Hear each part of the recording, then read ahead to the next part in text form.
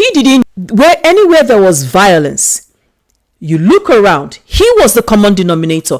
50 Cent is lethal. Dear black people, stop protecting abusers and violent men. Stop protecting them.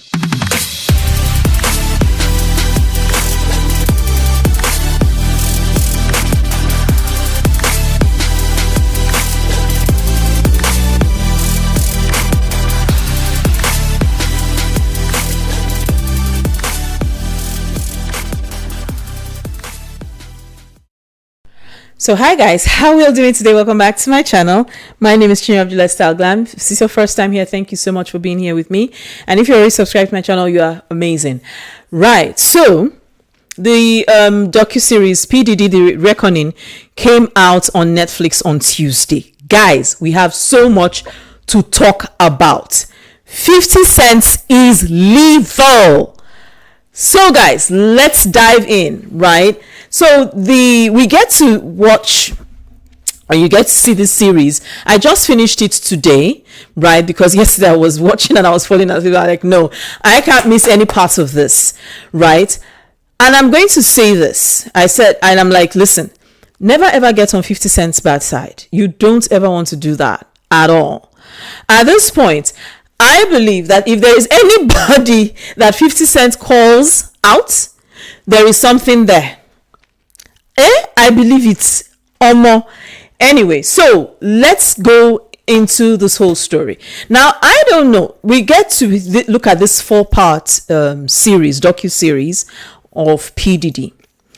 Again, we get live footage of everything that P Diddy, the audio files of P Diddy just before he was arrested, all the whole whatever that had been going on prior to his arrest, and some more. That is some real 007 type shit, right? Okay, so again, one of the things I want to find out from you guys, tell me in the comment section below. I don't know if you all know, one of the beautiful things about, because the series was well done, and I noticed, and I don't know if you all noticed that. If you did, please put that in the comment section below. How the whole series, the 4th series, shows us in clear terms the transition of Diddy, okay? Because it started again from this young boy school, university, but it shows us how Diddy transitioned from this person who was innocent and supposedly, naive, and moves into this other human who is, who has begun to understand power dynamics, power play, and being hungry for money and for more, and how to get away with, SHIT, and then it now moves into this other person who has become this ego-driven narcissist human, this person who is so selfish, and only cares about himself and how he's willing to do anything and everything just as long as it's for him. The transition is crazy. It's amazing. And I mean crazy in a very good way. Amazing, right? That was top notch. That was very good. One of the things I didn't expect was bringing in Tupac and Biggie's, assassination. But we get to see another side. We get to see what we never knew before in that story. How much Puffy hated Tupac, and how he was very, very, very vehement and upset that Biggie was Tupac's friend. That much he was able to show. I have a question though, and if you can answer that in the comment section, I'll be grateful. How is Suge in jail for Tupac's assassination, whereas we have audio, we've got footage, we've got confessions of the people who were there at the time saying this was an order, a direct order that was given for this guy to be unalived. And Suge is the one in jail? How? It's what I don't understand. It's the part of it I'm trying to get it, right? I'm really trying to understand that part. So again, I took notes, and starting from I'm starting from anywhere, not necessarily in correct order. And I'm going to, before I continue, I'm going to say this. I'll say that the music industry has got demons. The music industry, there are lots of demons in the music industry, and the demons aren't forgiven. The demons aren't forgiven, and they're brutal, very brutal. They are violent, and they are life-sucking. And so if you are someone who's there and you're not learning quickly on how to protect yourself, on how to get by, you will find yourself left by the wayside, dead or alive. That's just what the music industry is. From what we've seen so far, we are beginning to understand that when you say, I want it at all costs, be ready to want it at all costs. Because it is either you or them. That's it. It's either you or them. And so we want to talk about how 50 or how P Diddy, decided that he had become this person, and that for him to get more, he was ready and willing to do anything. We've got confessions from I need to get their names. We've got confessions from Kifty. We've got confessions from Eric Von Z. We have confessions from D-Mark. We even have Orlando Anderson, who was unalived in 1998. Okay? And everyone said the same thing. The order came from P Diddy. My question is, how is he not in jail?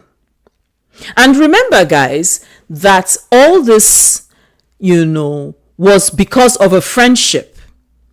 Another thing, I don't even, again, this is because again, from what we are noticing, what we are seeing, we are seeing that this person has an MO. And for every time he had something to do, anywhere there was violence, you look around, he was the common denominator. Please, how is this guy not in jail for unaliving Tupac and Biggie? I hear people talking about, the Rolling Stones cover. I talked about it when the whole thing started. I'm going to look for a clip of the video and add it here. I talked about it when the whole thing started. It was written, it came out in the Rolling Stones that he refused for Biggie to be featured in Rolling Stone's cover. Someone who is supposed to be your friend, the way he went about it, how he's his best friend, how is it, blah, blah, blah, blah, blah, blah. And you made an album off of his death. And then boom, you became this larger than life figure. You had arrived. You were there. It was time now for you, because your two adversaries were out of the way. Because if Biggie and Tupac were together, were still living, okay, what would have happened? Puffy knew, right? P Diddy knew that that their chances of reconciliation were, again, very high. Because again, Biggie was just a beautiful soul. He had no mean bone in his body. He didn't do anything. He had no mean bone in his body. And so, yes, there was a very, very strong likelihood and possibility that both of them would have reconciled. And when both of them reconciled, then we all know that SHIT is going to hit the roof. And he could not let that happen. He couldn't let that happen. He needed to get rid of Tupac because he knew that with Tupac, his career as a music mogul or whatever it is he was looking for was never going to see the light of day. Because Tupac, he clocked it. And Tupac was upset because he couldn't understand why his friend Biggie was with this person. But though, from what we hear in the documentary, that Biggie wanted out as well. He was ready to move out. He wanted to leave Bad Boy Records as well. But, P Diddy on his own decided, oh, no, you're going to leave, but not on your 2 feet. Yeah, that was what happened. You're going to leave, but not on your 2 feet. But you're going to leave all right. And so we're watching a cycle of abuse, of use, and of trampling down on everyone and everyone, until you got yourself to the top where you felt that you needed to be. He was ready to do anything and everything as long as he got what he wanted to get. And it was all about him. We see a selfish person. We see an egoistical person. We see someone who doesn't care about other people but himself. He just wants what he wants. He has to have what he has to have. And for him, it's like feeding. I don't know if any of you are watching Stranger Things. It's like feeding a demon. And the demon just wants more and keeps wanting more and keeps wanting more and more and more and is never filled up. That is exactly the personality that we get to see in this docuseries. My question, I will keep on repeating this question. How is he not in jail for the unaliving of Tupac and Biggie? How? Because that one is rubbing me all kinds of the wrong way. How? Are we going to talk about the fact that this dude opened his mouth, said that Biggie was going to have the biggest funeral ever, but then it was Biggie's estate that paid for that funeral? When you're grieving,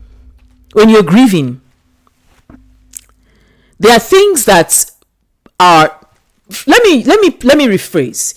When you're grieving, in my culture, when you're grieving, right? Now, your grievances are based on, or rather, how it is perceived is based on the person who passed. So, for example, if an elderly person passes, right? And when I mean elderly, we're saying someone who was, 80s, 90s, who was well advanced in age. In my culture, and I think in most cultures in Nigeria, it's taken as a celebration of life. So you don't see words like obituary or gone too soon. No, it's celebration of life or in gratitude to God for a life well spent. That's what you're going to see, right? Because, this person, at that point, we're assuming that this person lived, long enough to see their children's children, great-grandchildren, that kind of a thing, depending on the aisle of, life that person is. Like my grandmom. My grandmom died as a great-grandmother, right? So, it's going to be in gratitude to God for a life well spent, right? Some years ago, actually during COVID, I lost my cousin. My cousin's very young. I've never talked about it because it's such a painful memory. I spoke with him. He came to Switzerland and we spoke briefly, and he promised that he was going to pass by in France, but he never did. I only got a call a couple of days later informing me about his passing. He passed via a car accident. And by culture, he's a young person. In culture, it is said that it is that a parent should not bury their child. So who are the people going to bury, my cousin? It will be The young people in the family, that's us, brothers, sisters, cousins, friends, they are the ones who are going to bury them, of which the parents don't get to appear. They will be there, probably in the house, or probably attend the service, but they would never be there to put their child in the ground. That's my culture. Biggie was 25 when he passed, if I'm not wrong, right? He was 25. And so that's a very young man who passed away through no fault of his own. And what is so painful is that Biggie was, he was 25, I'm right. What is so painful is that Biggie wanted to go to the UK, and Puffy kept saying, no, he should stay where he was, stay.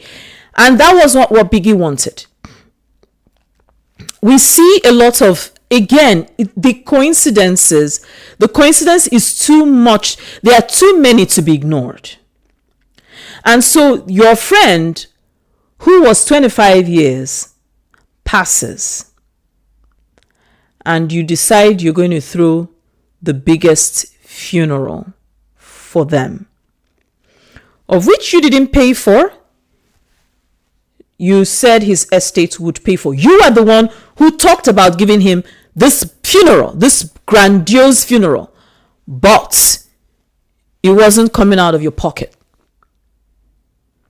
How evil are you? How unfeeling and horrible of a human being are you?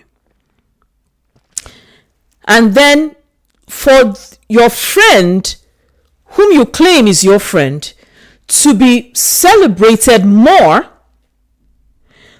the Rolling Stones magazine decides, I want to do a hit piece on this one, and you vehemently refuse.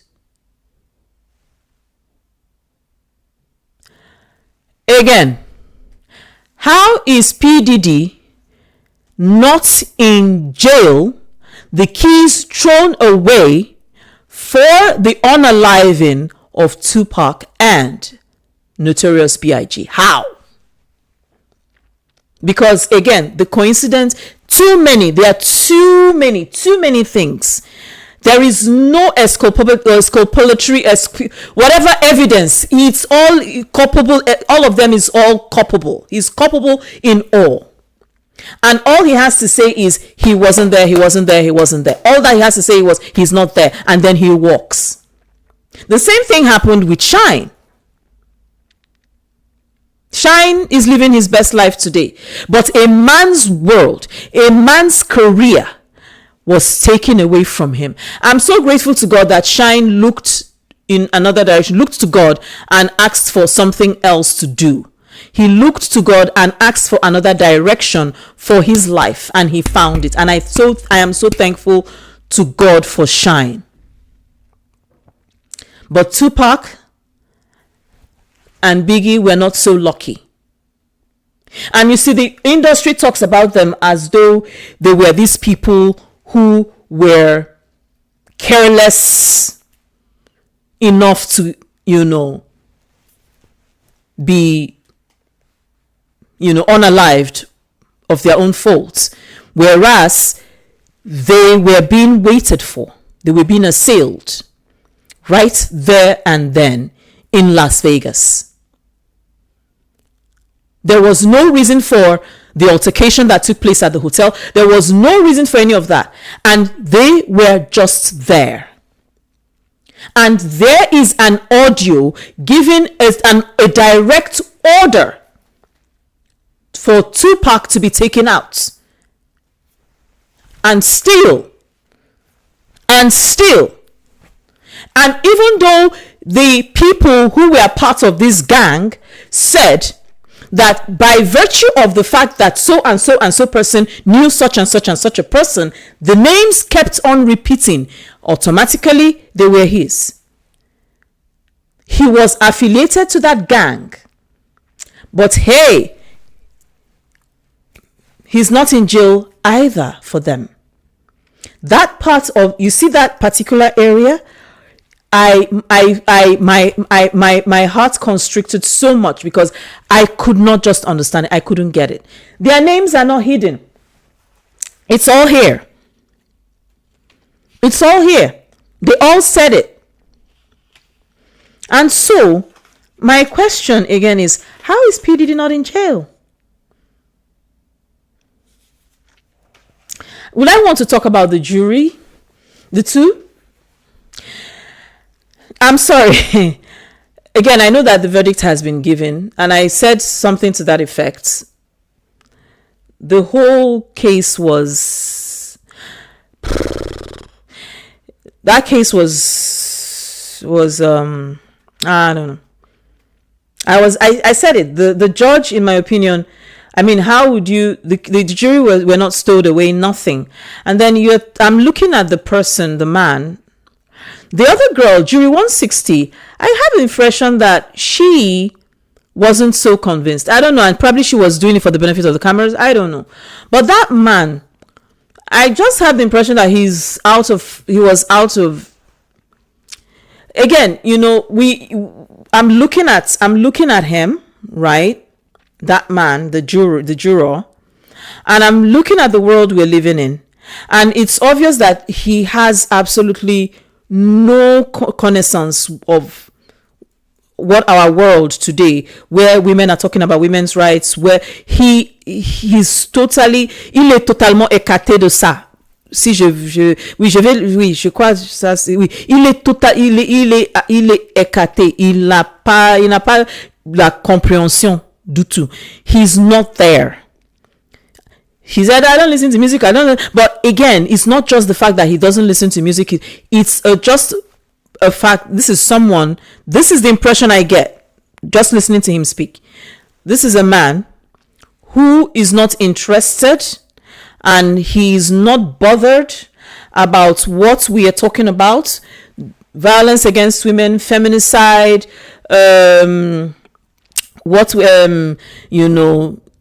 he's not those things, he doesn't understand them.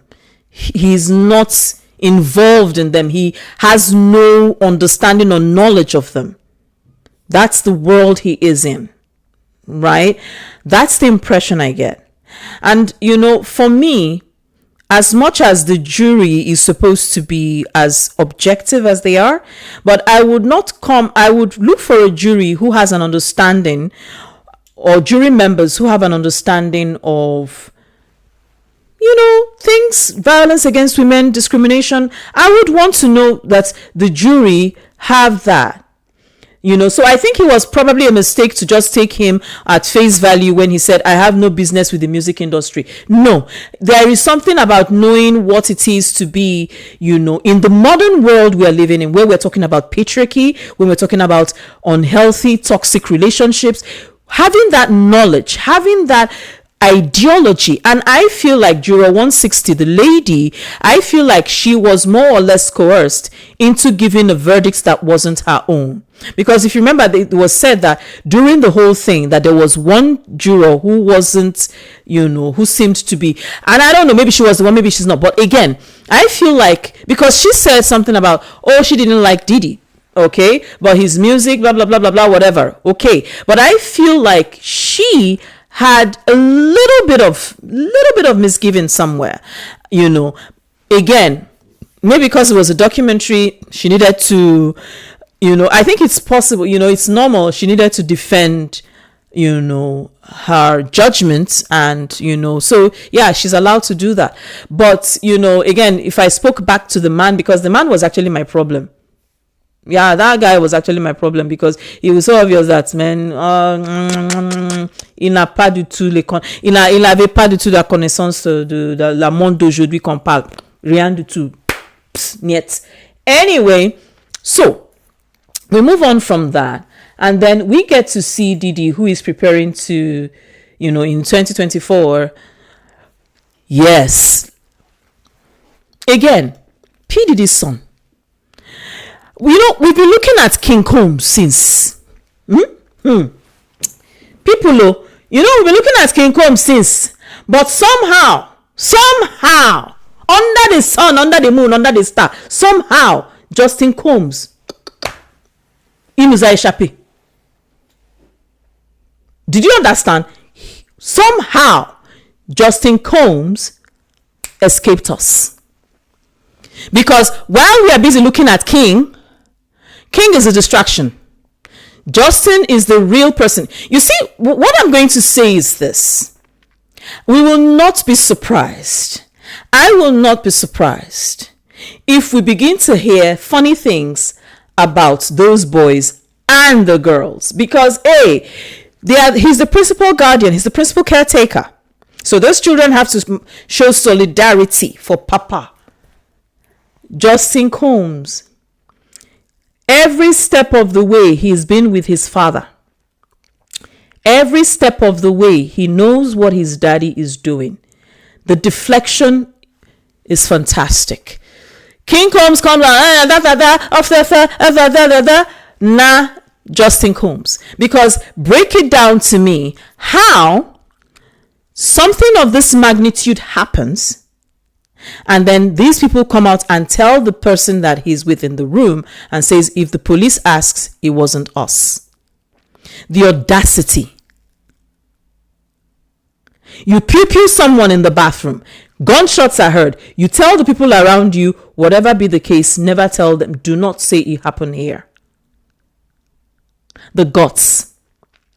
And so let me talk to the young ladies who were victims, and to those people who still believe. It's sad that even when I see comments, there are people saying things like free Diddy, it's money. I can't believe it, and I'm going to say this in very strong terms. They're black people, because I'm not talking just generally because of America. I'm talking generally. Dear black people, stop protecting abusers and violent men. Stop protecting them. I'm looking at Kalina. I'm looking at all these people who decided that for some reason or the other, they were going to protect P Diddy. Please explain to me, Kalina, why you demanded $5,000 from P Diddy. He refused to give it to you. This is someone that moves around with cash to the tune of 9-10K.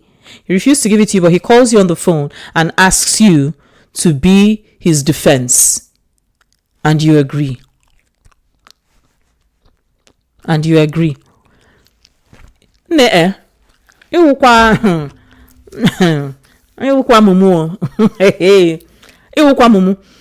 Every time he is willing to use somebody, he doesn't give, he doesn't help. But once he's in trouble, he begins to look for everybody around him that can be of help to him. Kalina, am I right to assume that you actually knew that P Diddy was doing those things? Am I right to assume that? He called you. You two, you picked up the phone. I don't go pick phone. In our era, I don't go pick the phone. But again, let me go back to our black people and black men in general. You all protect pedophiles. You protect child molesters. You protect women, domestic abusers. You protect domestic violence. You protect all these people in the black community. It is a cancer, and it is bad, and it is killing us. It is killing our women. Because explain to me how your response will be for the culture. Which culture? Is it a culture of abuse? A culture of manipulation? Is that a culture? A culture of RAPE? A culture of violence? Is that a culture? What culture are you doing this for? Please, I need to understand. What culture is that? You're doing what? For which culture? Because when I hear that thing, it grates on my nerves. I don't want to hear it. What culture is that? Because that is exactly what happened from beginning to the end. Enablers. This is a man, many of you knew he beat his mother. You enabled him.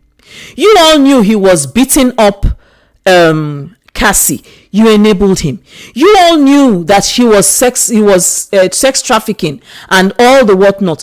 He was enabled. You all knew that he was being violent and he did certain things, and he would open his mouth and tell you, when the police gets here, don't tell them anything, and you all acquiesced, and none of you did anything.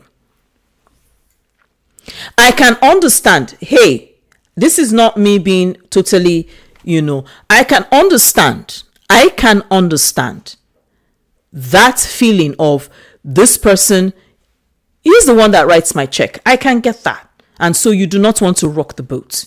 Because again, we saw what he did with all those who rocked the boat and how they were disposed of. So yes, I can understand that. But at what point did you decide, listen, I'm out. I cannot do this anymore. I cannot continue this. You all stayed on. Because by staying on, you gave him the power. By staying on, you allowed him to have that power over you. By staying on. By staying on, my dears, you gave him everything. Everything he wanted. Because watching that documentary, P Diddy is like a child, a brat, right? When he doesn't get what he wants, he goes on a rampage. You all enabled him, and you all created the monster. Even his mom, Mama Janice, that's the monster you made. That's the monster you created. And I'm going to talk about how it is where moms become the enablers of their sons. Yes. Because it's your son. You see your son doing something horrible to another woman like you, and you accept it. You accept everything and everything because your son is making money. I like Nigerian parents, shall. Hey, I like our Nigerian parents, shall. Omo, they are golden. Because your child is making money, and so your child is making money, you decide, well, you're going to overlook everything. You're going to overlook it all. Allow him get his way. And you still wanted him to have his way. Because tell me, Mama Janice, why you would see the video? Why? Tell me, Mama Janice, why you saw the video of your son. The way he assaulted Cassie, as though she were not a human being. You saw that video, Obiekwe. You did not weep, you did not cry. You did not ask yourself, what if this were my daughter? Or what if it were me? You didn't. But you still came out. Boom. It's my son. Again, it's because there is money now. It's where the cash is. But you forget and you forgot that Cassie is also someone's child. That Cassie is also someone's mom, sister, and daughter. You forgot that. All of you enabled this person to create the monster that is P Diddy today.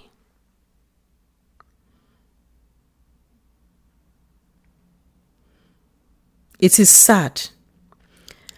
I'm glad, somehow I feel like 50 Cent was very strategic, ensuring that a lot of people may not see, but I think I liked what he did.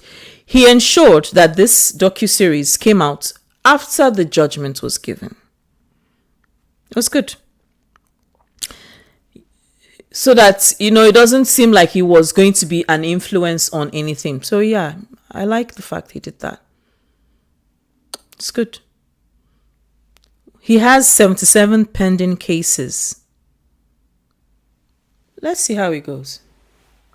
And on this note, guys, do not fail to like, do not fail to share this video, do not fail to comment on this video. Tell me everything. I'm a willing participant to this one because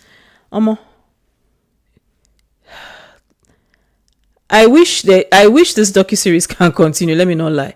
But again, let's all have fun in the comment section. Let's talk about it. This note, guys, have a beautiful, beautiful day. Bye.